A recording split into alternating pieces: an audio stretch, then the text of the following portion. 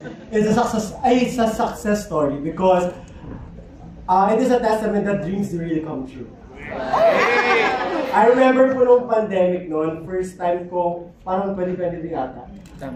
Napanood yung run ng itong walang aray. At nandun ako nakaupo ngayon, no? Sa P14. Diba?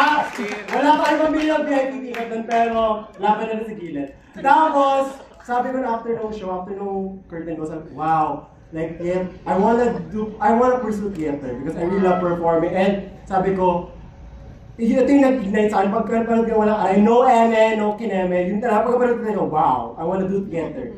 And after po nun, parang, nandito na ako. It's a success story talaga that it's a full circle moment for me. And nandito ako. Siguro gusto ko lang na role sa tanong is, gusto ko sana maging Julia. Hindi inabot. May lang siya. So ayun, pero it's still a success story that dreams really come true if we keep believing to our dreams. And I'm super happy na binigyan ako ng opportunity ng Penta to be part of the new cast. This is my second theater. Alam nila mga Daniel friends ko, alam nila kung gano'n ako passionate. Wow!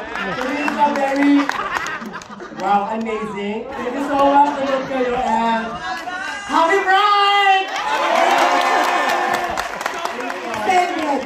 Extended eh. Hindi nila alam. Extended kasi. Yung araw-araw Pride, dahil tayo ay may paglaban. True? Oh, bye!